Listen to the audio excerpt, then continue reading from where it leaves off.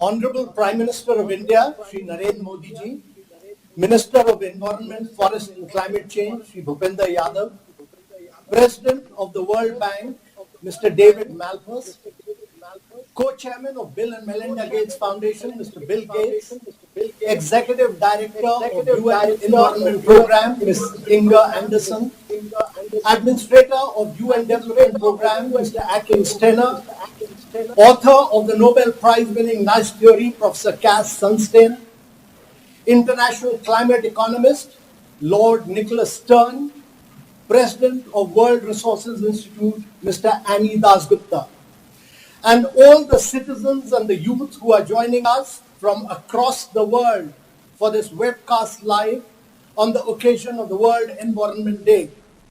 It is our pleasure to welcome you on this very important day for humanity. We all have a collective responsibility towards our planet.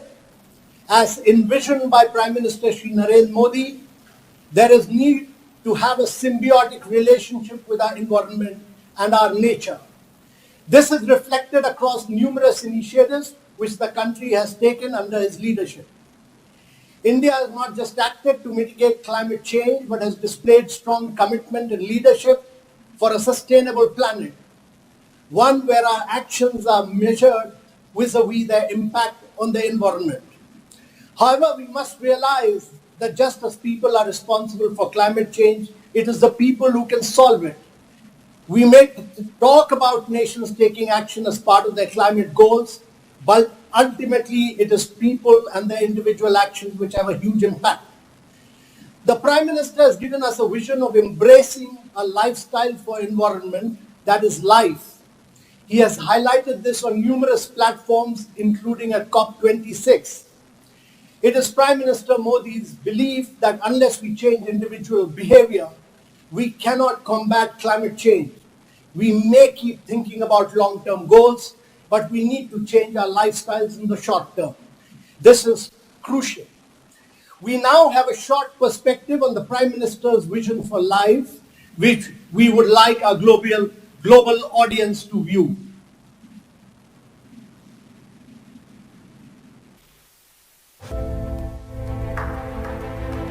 Earth is our home. It is 4.5 billion years old and the only home we have. We are only one among 8.7 million species. And over the centuries, we have changed our planet. We have made great strides in science and technology. We have comfortable lives. But all of this has come at a cost.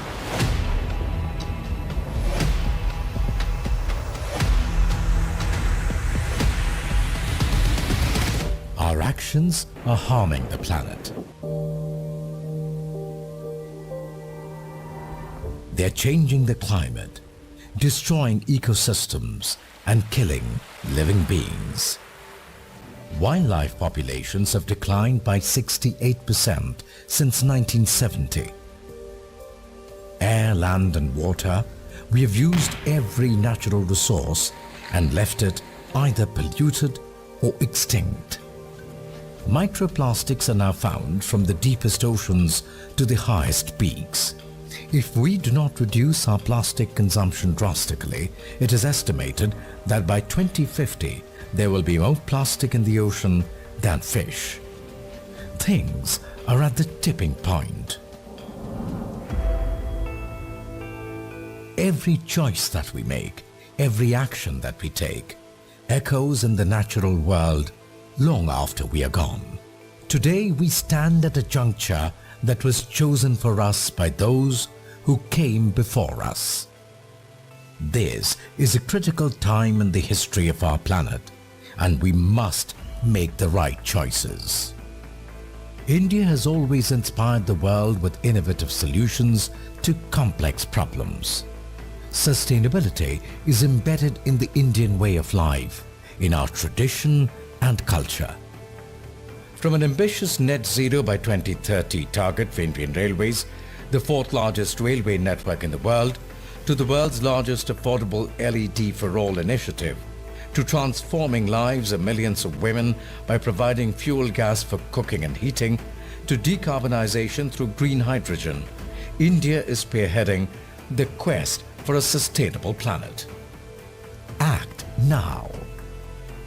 Close that tap. Switch off the engine. Recycle, nurture, grow, heal, breathe. We can resolve the climate crisis. The answer lies with us, in the smallest of decisions that we take every day. Our choices will ripple through time and can heal our planet. We can choose to become pro-planet people. LIFE यानी lifestyle for environment. आज जरूरत है कि हम सभी लोग एक साथ आकर कलेक्टिव पार्टिसिपेशन के साथ लाइफस्टाइल फॉर एनवायरमेंट यानी लाइफ को एक अभियान की तरह आगे बढ़ाएं। ये एनवायरमेंटल कॉन्शियस लाइफस्टाइल का एक मास मूवमेंट बन सकता है। आज आवश्यकता है माइंडलेस और डिस्ट्रक्टिव कंजम्पशन के बजाय माइंडफुल और डेलिबरेट यूटिलाइजेशन की। पूरी दुनिया में करोड़ों अरबों लोगों के हर रोज की ये चॉइसेस क्लाइमेट चेंज के खिलाफ लड़ाई को हर दिन बिलियन स्टेप्स आगे ले जाएगी।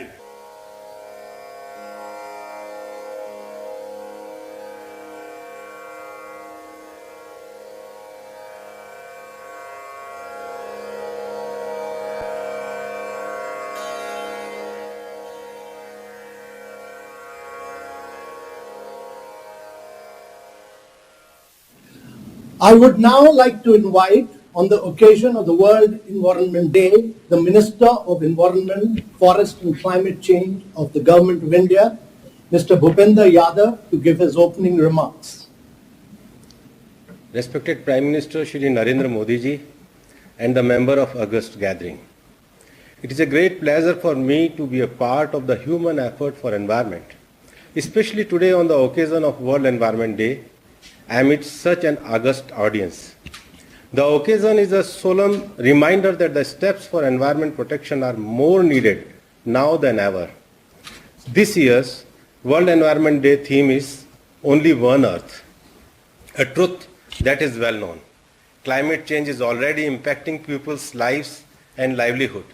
As a country under the leadership of Honorable Prime Minister Shri Narendra Modi ji, we are committed to follow a growth path that delivers sustainable development. We have made significant strides in every sphere despite our developmental challenges, such as clean energy systems, enhanced energy efficiency, resilient urban infrastructure, innovative and sustainable green transportation networks, and planned afforestation. During the last 8 years, India has witnessed the fastest growth rate in renewable energy capacity addition among all large economies. Today, as the world faces severe environmental crisis, it is crucial that we find ways to combat it not just through modern technologies, but with the wisdom of our collective cultural tradition and knowledge. The need of the hour is urging mindful and deliberate utilization. The present generation has to protect the rich natural treasure for future generation. Achieving sustainable patterns of consumption and production is critical if we are to overcome the planetary crisis of climate change. As we are intimately linked with environment for survival, the world must focus on conserving natural ecosystem. Collective efforts are needed to chart a new low-emission path. Most recently, at COP26 in 2021, the Honorable Prime Minister highlighted the importance of individual behavior change for catalyzing climate action as part of the Lifestyle for Environment LiFE movement. The launch of LiFE Global Call for Action envisioned to make individual behavior change the center of climate action narrative in the world and make sustainable lifestyle a global mass movement. With these words, I extend my best wishes to all the people worldwide and hope that we can make collective and innovative effort to make our planet cleaner and greener. Thank you very much. Thank you, Honorable Minister. I would now like to invite Mr. Bill Gates, co-founder Microsoft and co-chairman Gates Foundation, a humanitarian who's been a key supporter of environmental and climate causes through his varying initiatives, including the work on Nudge, which his foundation is undertaking in India. He joins us from Seattle. Thank you, Prime Minister Modi, for inviting me to speak at the launch of this important initiative, Lifestyle for Environment Movement. This is a critical time in the fight against climate change. People all over the world are already being affected by a warmer climate. For example, we have seen impacts like the catastrophic floods and unprecedented heat waves that have struck India and South Asia in recent weeks. In a typical year, the world is still emitting over 51 billion tons of greenhouse gases. Countries like the United States need to take the lead in reducing these emissions and making sure there's technologies that make it easier for all countries to do the same. I'm inspired by India's leadership and efforts to curb the rise in emissions, and I was excited to learn about the LiFE movement and its potential to draw in the full power of collective action. To eliminate greenhouse gases, we need innovative technologies and participation from all. Ensuring that these breakthrough technologies will be widely adopted will require not only large investments and partnerships between the private and public sector, but also demand from individuals. Individual actions will send market signals that encourage governments and businesses to invest in these new climate innovations and create the breakthroughs we need. The demand will ultimately bring down the cost of these technologies, known as the green premium, making clean technologies more affordable and accessible to everyone. I congratulate Prime Minister Modi for taking the lead on this global initiative of citizen action to promote pro-climate behaviors. Together, we can build a green industrial revolution, one that stops climate change, protects vulnerable communities, and puts the world on a path to progress. The necessity for collective global action to address climate change has never been greater, and India's role and leadership are crucial in assuring we reach our climate goals. Thank you. Thank you, Mr. Bill Gates. I now welcome Professor Cass Sunstein, author of the Nobel Prize-winning Nudge Theory, and Robert Walmsley, Professor of Behavioral Science at Harvard University. His research in the field of individual and social behavior change has been globally acknowledged. He joins us from Boston. Hello, it is a great honor to be with you today to celebrate the launch of the Lifestyle for the Environment movement. India and the Prime Minister have been world leaders with respect to environmental protection and climate change and human behavior. And many of us all over the world are looking to India for inspiration and ideas. To celebrate the launch, I'd like to speak a little bit about a framework which India has been using and which is being used all over the world for behavior change in connection with the environment and climate. It's called the EAST framework. It is an acronym, EAST. The E stands for easy, and the basic idea is if the goal is to help individuals or households or companies to choose an environmentally preferable approach, to make it easy is often the best thing to do. The A is for attractive. If we have spirited colors, if we have fonts and appearances that are attractive to people, then we're more likely to see behavior change. India and other nations have often used attractiveness as a signal to promote environmentally preferable choices. S stands for social. If we know the social norm is in favor of environmentally better behavior, or if we know people are increasingly engaged in environmentally preferable behavior, we will see more of it. It creates a kind of self-fulfilling prophecy. Norms are essential for improving lifestyle. The T in the East framework is for timely. If people are given information or a reminder or a signal at exactly the right time when they're making the decision or maybe the hour before, it's more likely to be effective. That's the East framework. I'd like to add one letter to the framework. The letter is F, so we have a new acronym, FEAST, and the F is for fun. Often environmentally preferred behavior, better lifestyles, actually are fun. They make people smile. They make them feel they're contributing to their nation. We've seen this in India often in recent years. We've seen it in Europe also, and sometimes in North America. It is really an honor to be able to speak to you on this historic event, and I look forward to seeing new creativity and new initiatives with respect to FEAST. Actually are fun. They make people smile.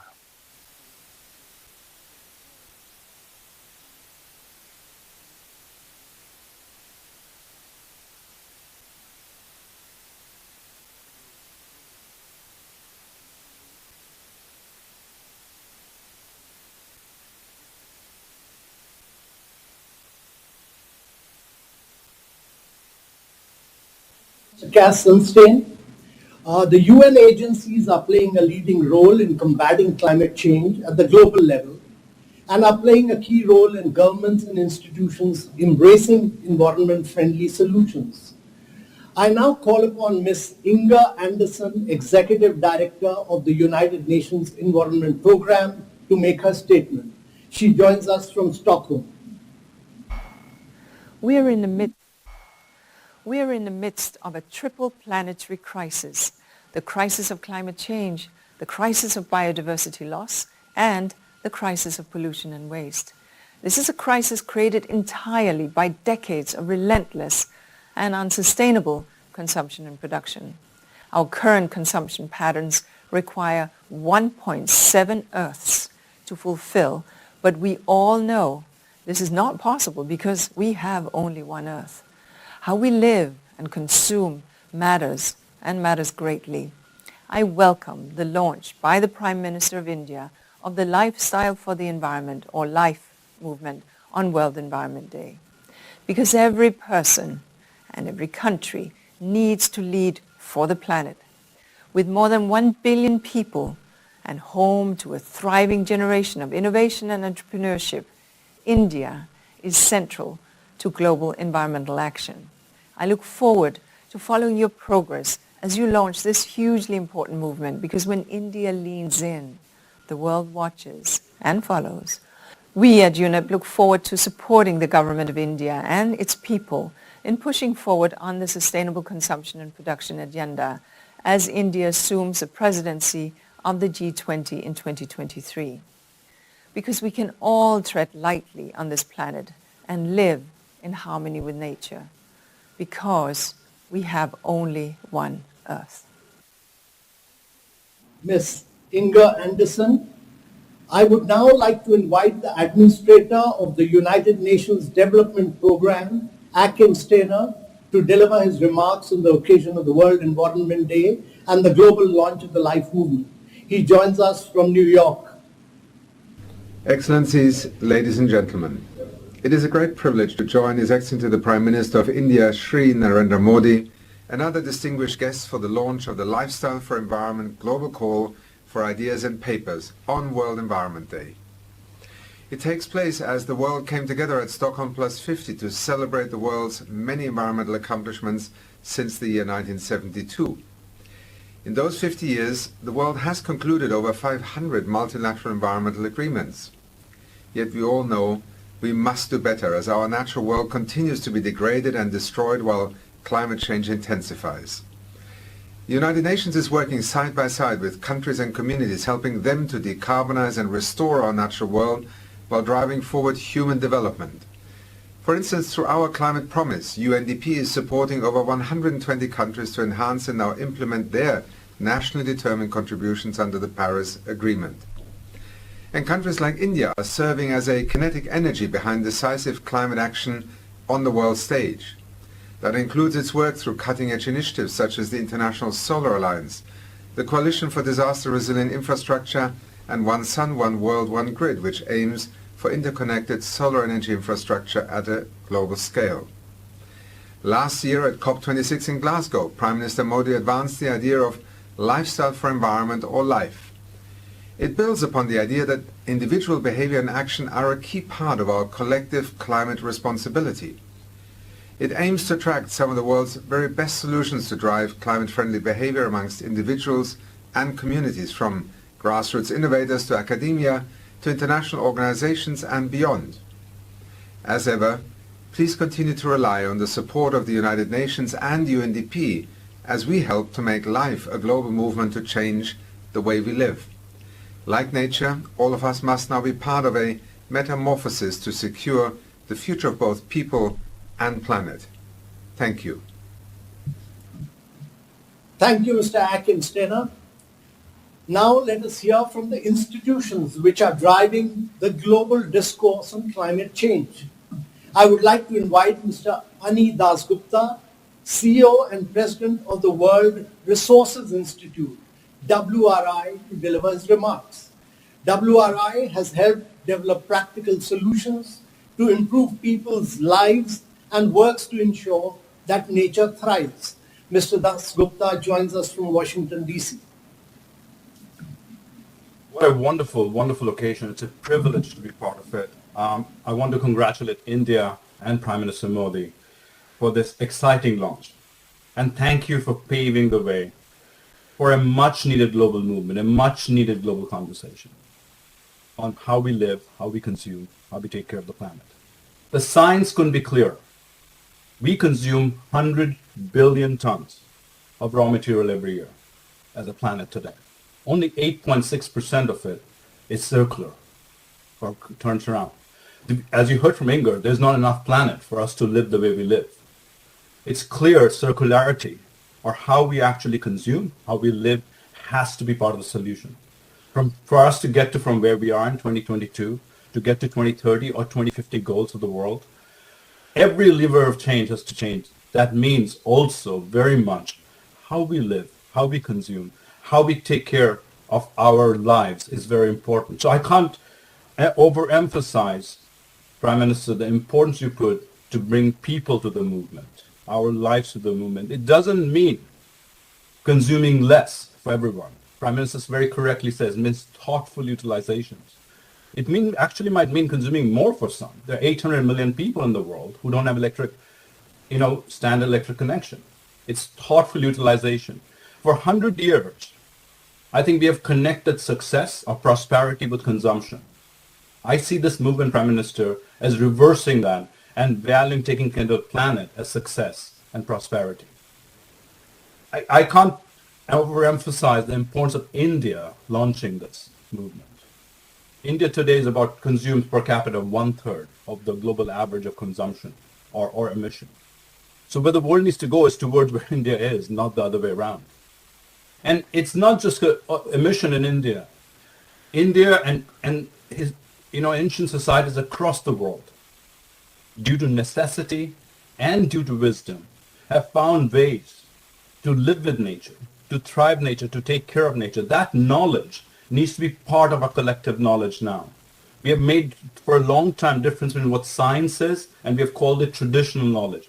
There is no gap. This needs to be actually connected together as our collective wisdom, how we can learn from history for multiple generations of knowledge. At WRI, I just want to say, we absolutely hear your call. We have set up a behavioral science unit. You've heard about not just now, how behavior science can help climate change. We absolutely work with Amitabh and his team on multiple things, including training the next generation of 5,000 leaders for your call to get where India needs to get to in Glasgow. I just want to say we absolutely need policy. We need finance. We need innovation, as Bill Gates just said. But what we need more than that as people, all of us, demanding more, demanding faster, cleaner world, faster change. So I just want to congratulate Prime Minister Modi for your call to change all of us from consumers to stewards of the world. This call could not be more noble or more timely than today. And we stand by, I think all of us, especially WRI, to support you in every way we can. Thank you. Thank you, Mr. Dasgupta. I would now like to invite Lord Nicholas Stern, who's the chairman of the Grantham Research Institute on Climate Change and the head of India Observatory at the London School of Economics. Lord Stern is the global voice on the economics of climate change. I invite you, Lord Stern, to share your views with us.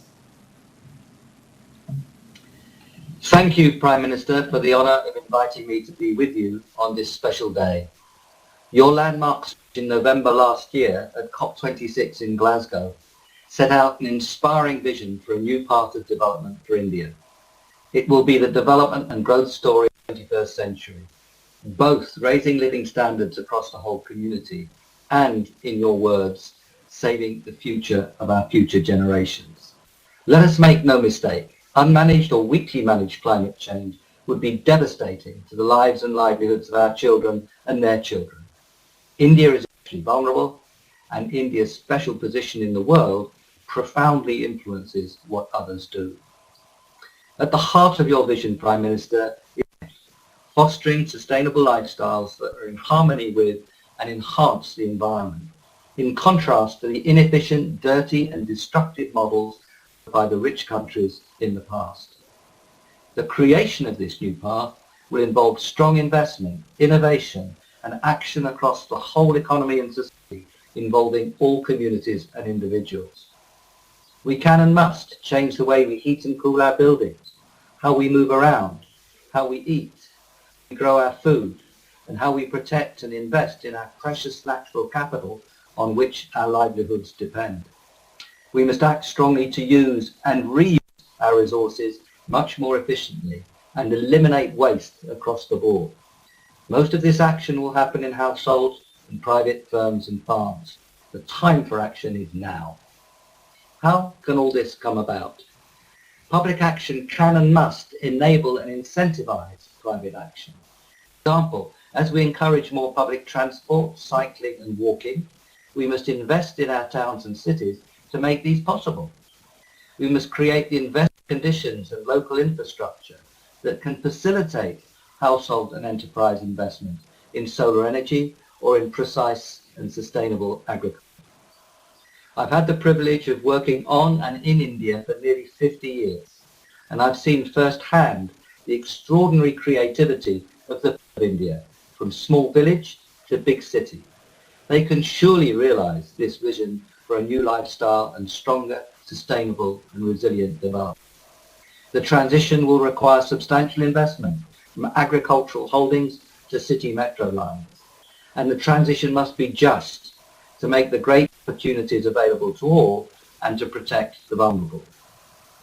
All this requires finance, public and private, internal and external.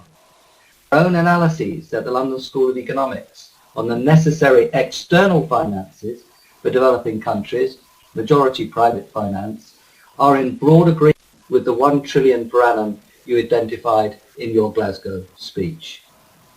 All friends of India must stand ready to support this vital new initiative. Thank you, Prime Minister, for your outstanding leadership. Thank you, Lord Nicholas Stern. If individuals can make an impact, so can nations. For nations to make impact at a large scale, financing environment-friendly infrastructure projects is of essence, and World Bank is leading from the front. I would now like to invite World Bank President, Mr. David Malpass, to deliver his address. Mr. David Malpass is a distinguished global economist and joins us from New York. Thank you very much. Honorable Prime Minister Modi, distinguished guests, ladies and gentlemen, On the occasion of the World's Environment Day and in honor of Prime Minister Modi's focus on lifestyle for the environment and his call for papers, I'm guided to the ancient texts of India and enlightened by their great respect for the natural world and the environment. The words of the Rig Veda, the Yajurveda, and the Charak Samhita speak of trees removing pollution, of not disturbing the sky, and of the importance of forests to the strength of the state. The Bhagavad Gita also clear when it says, the environment is not ours to take or leave, it is ours to make. We can ask how, and the Gita speaks to our heart with prescience. Let the human community protect the environment for their own survival. In these words, I see a call for action, not inaction. I saw this urgency during my participation with Prime Minister Modi in 2019 at the Civil Service Capacity Building event in Gujarat. Mobilizing and empowering communities around sustainable growth and development is at the core of the World Bank's work and the Prime Minister's call for a movement of the masses against environmentally destructive behavior. I will focus today on the question of what the state can do to mobilize communities at scale for sustainable economic growth and development. To begin with, any mobilization of communities around development issues requires frontline motivators. India's Anganwadi workers who focus on children in rural areas, self-help groups of women mobilized around access to credit, and ASHA health workers. These are examples of frontline workers who are embedded in communities and work at scale. The Poshan program of India owes its success to the frontline workers fighting malnutrition affecting children, adolescent girls, and expectant mothers. Localizing decisions to the community level has been an important part of India's development philosophy. The White Revolution, which changed the dairy industry, was catalyzed by the cooperatives managed by communities. Similarly, the Swachh Bharat sanitation program relied on behavior change and community ownership of the mission. Mass action has been an integral part of its progress. In the context of adaptation to climate change, India faces one of its biggest challenges in the management of water and land. India is one of the most water-stressed countries in the world, with demand projected to nearly double by 2050. Faced with decades of over-exploitation of groundwater, India's Atal Bhujal Yojana is incentivizing communities to collectively take responsibility for groundwater management. Success will require behavior changes in agricultural practices, water conservation, and land preservation. To address the problem of the commons, it offers local decision-making where local administrations and communities jointly take responsibility for better water management, and with the goal of doubling farmers' incomes, improving water use efficiency on a mass scale, and improving cropping patterns. Frontline motivators embedded in communities will be needed to help bring about the many necessary changes in behavior and incentives. Getting prices right remains a vital prerequisite for changing behaviors of communities and strengthening the economy. Farmers will have little incentive to preserve groundwater in states where free electricity, the cost of pumping groundwater close to zero. Other key building blocks for sustainable development will be more correct pricing of diesel fuel, fertilizer, coal, improving fuel efficiency, and shifting transport from road to rail and waterways. Getting institutions right is also a vital prerequisite.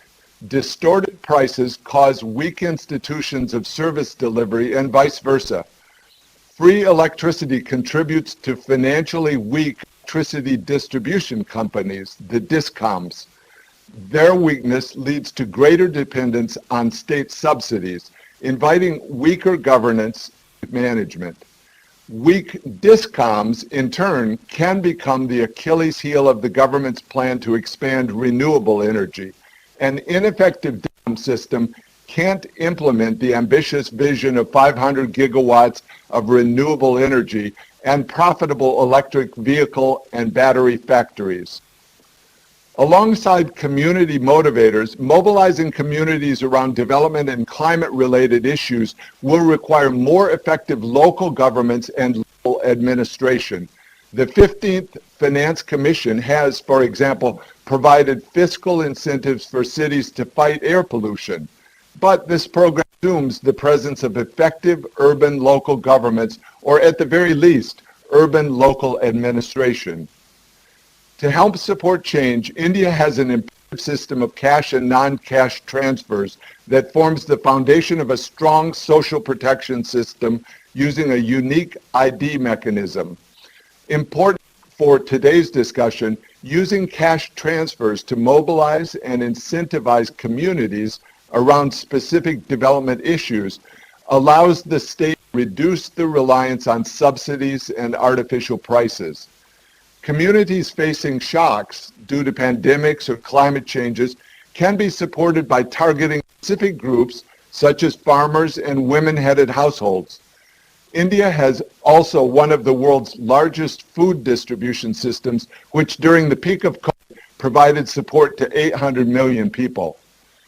Prime Minister Modi is right that communities have successfully mobilized around development programs and can do more. The state must play its role by leveraging frontline workers and investing in effective and accountable local governments, which are the tip of the state that is closest to the citizens. And vitally important, the state must get pricing policies and institutions right in order to credibly invite communities to participate in development programs as part of a mass movement. After all, we cannot expect to mobilize communities to advocate for public transport when public sector bus companies are inefficient at best, or to farm in a sustainable way when fertilizer subsidies distort behavior, or to conserve water when free electricity tells you to do otherwise. India has a long history of community mobilization that has worked, but also instances when it has not worked. For India to be a global leader in environmental action, it also has to be a global leader in economic development. The Prime Minister is correctly calling for a whole-of-life approach. It makes sense that this will need a whole-of-economy approach, ending poverty, growing the incomes of farmers and ordinary people, properly pricing water, electricity, fertilizer, coal, and oil, and making the right investments in cities. We look forward to supporting this with a whole-of-World Bank approach, combining the full resources and energy of the IBRD, IDA, IC, and MEGA. Today's call for papers offers the opportunity to use scholarly work to understand better how policies and institutions matter in incentivizing and leveraging communities around development issues. Let us not lose this learning opportunity being offered here today by Prime Minister Modi, who said recently that once people are determined to do something together, they do wonderful things. Thank you very much. Thank you, Mr. David Malpass, for your thought-provoking and inspirational words. Now it is my honor to invite the Honorable Prime Minister of India, Shri Narendra Modi ji, who has conceptualized this LiFE movement, who has displayed true climate leadership, and who has led transformational grassroots level initiatives from the front. From Swachh Bharat Abhiyan to the Namami Gange program, from Ujala to Ujjwala, from faster adoption of electric mobility to green hydrogen, to Give It Up campaign and Save the Rain initiatives. Through his vast path-breaking measures, he has been a great driver of individual and community behavioral change. I request you, sir, to address India and the world on the occasion of the World Environment Day and launch the LiFE Global Call for Action. Honorable Prime Minister, sir.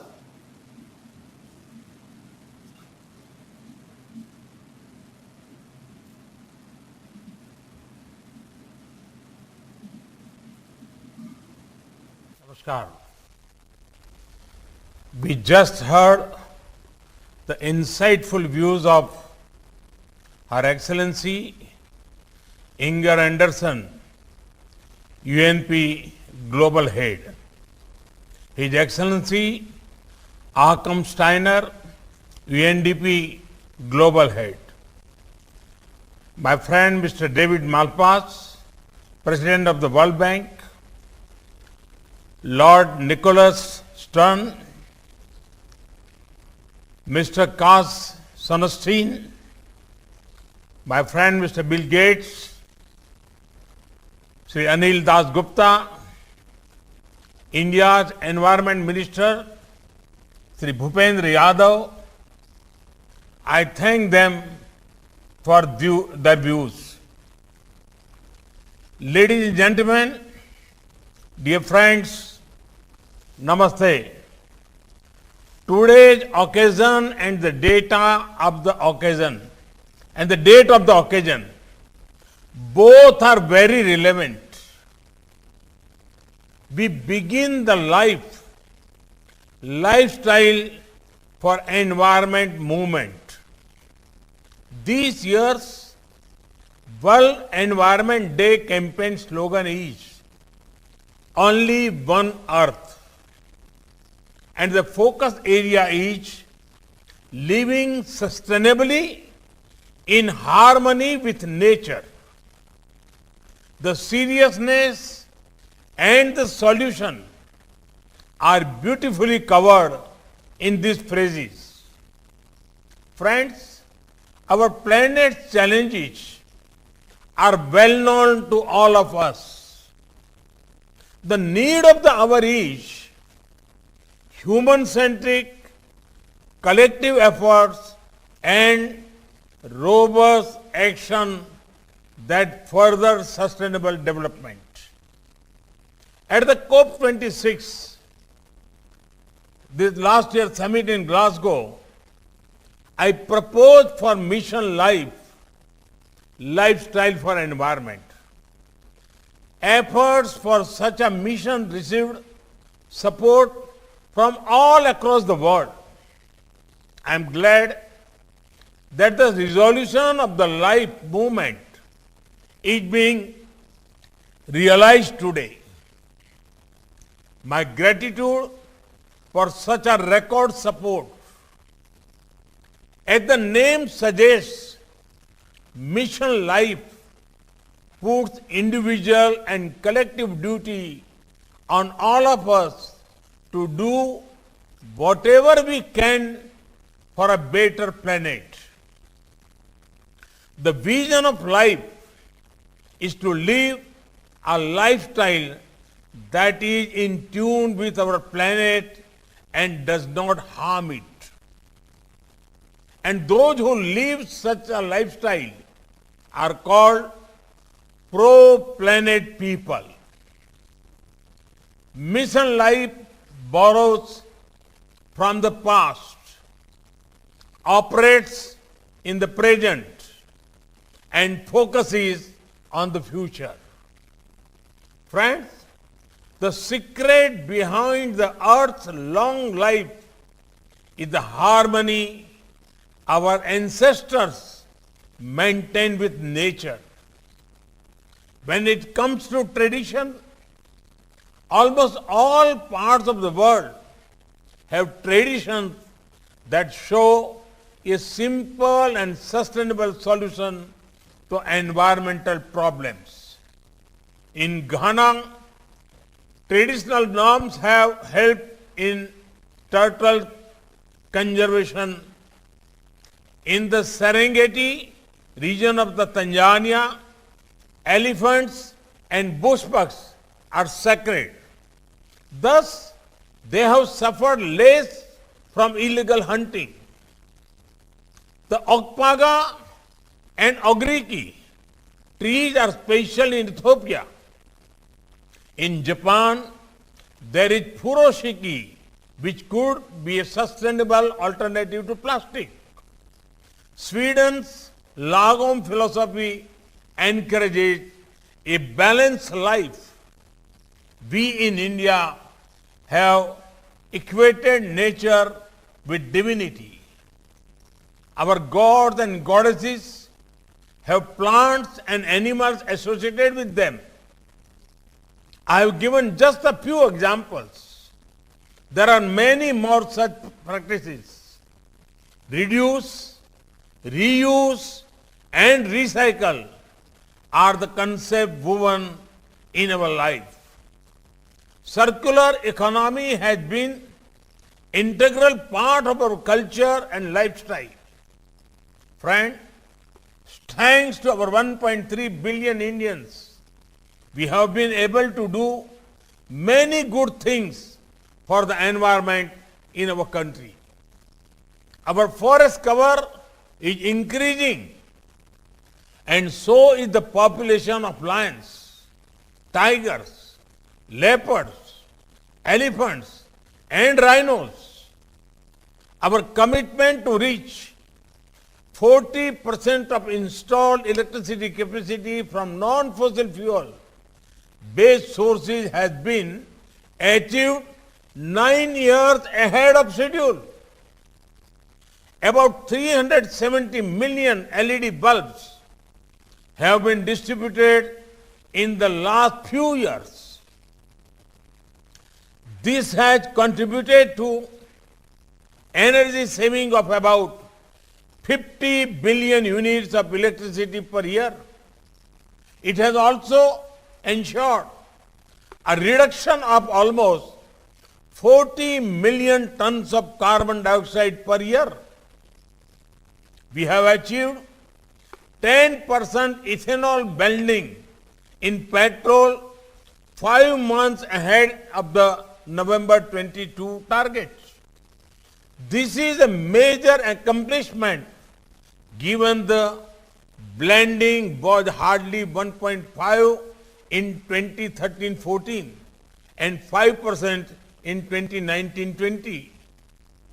This has enhanced India's energy security, reduced crude oil import for more than $5.5 billion. It has also reduced carbon dioxide emissions by 2.7 million tons, and it has increased income of farmers by almost $5.5 billion. Renewable energy is becoming widely popular, and our government has very high focus for development of this sector. Friends, the way ahead is all about innovation and openness. At every level, let us encourage innovators focusing on the sustainable development. Technology can be a great supporter to achieve this. When tradition and technology meet, the vision of life will be taken further. I especially urge those in the academic world, researchers, and our dynamic startups to think about this. Their youthful energy is exactly what the world needs at this crucial time. We should also be open to sharing our best practices with others and learning from the successful practices of others. Mahatma Gandhi talked about a zero carbon lifestyle.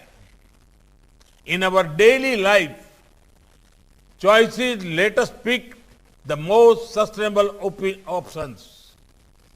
Let us follow the principle of reuse, reduce, and recycle.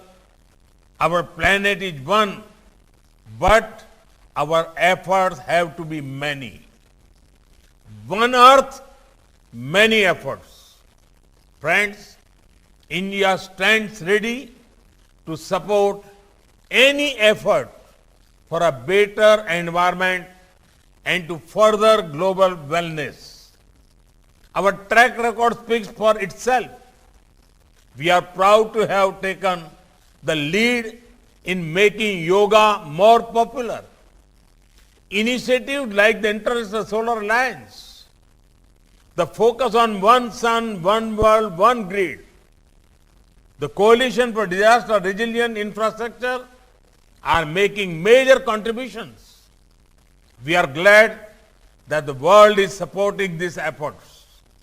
I am sure that the LiFE movement will further unite us and ensure a secure further for the coming generations. I once again invite the world to be a part of this journey. Together, let us make our planet better. Let us act together. It is time for action. Action for life. Action for lifestyle, for environment. Thank you. Thank you very much.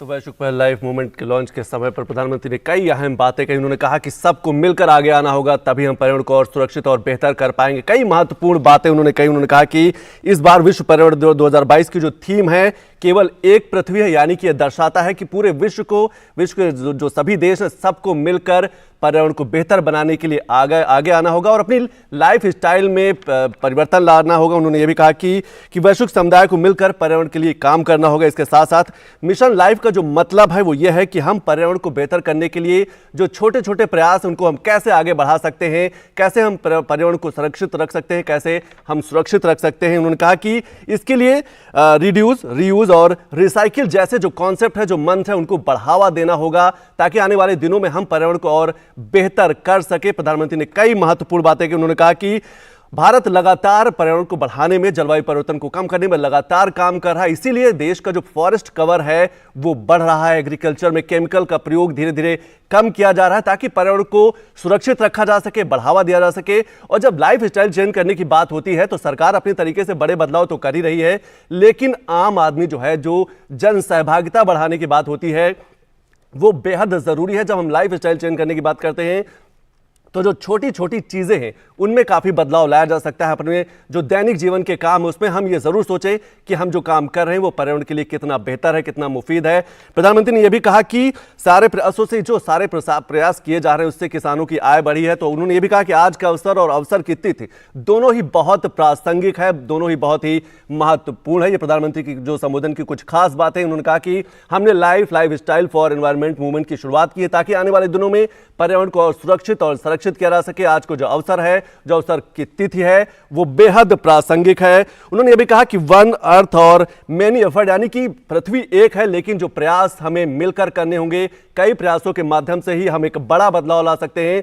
तो प्रधानमंत्री ने कई महत्वपूर्ण बातें की। उन्होंने कहा कि हमारे ग्रह की चुनौतियां हैं और हम सभी जानते हैं और इन चुनौतियों से निपटने के लिए हमारी आपकी जिम्मेदारी सामूहिक बनती है। मानव केंद्रित सामूहिक प्रयास और मजबूत कार्य समय की मांग है जो सतत विकास को आगे बढ़ाए जाने की जरूरत है। और उन्होंने भी कहा कि आज का जो अवसर है वो बहुत ही प्रासंगिक है और हम मिलकर ही पर्यावरण को बेहतर कर सकते हैं। जो छोटे छोटे प्रयास हैं उनको शामिल किया जा सकता है, लाइफ स्टाइल को बदला जा सकता है। जो एनवायरमेंट मूवमेंट की शुरुआत की है प्रधानमंत्री ने, उन्होंने कहा कि जीवन शैली में छोटे छोटे बदलाव एक बड़े व्यापक बदलाव लाएंगे। पर्यावरण के लिहाज से लोगों को अपनी लाइफ स्टाइल में परिवर्तन लाना होगा। उन्होंने ये भी कहा कि जीरो कार्बन लाइफ स्टाइल को बढ़ावा दिया जा रहा है। महात्मा गांधी ने भी ये कहा था कि जीरो कार्बन लाइफ स्टाइल को बढ़ावा दिया जाए ताकि आने वाले दिनों में जो पर्यावरण है उसको और सुरक्षित किया जा सके। उन्होंने कहा कि ट्रेडिशन और टेक्नोलॉजी, यानी कि ट्रेडिशन और टेक्नोलॉजी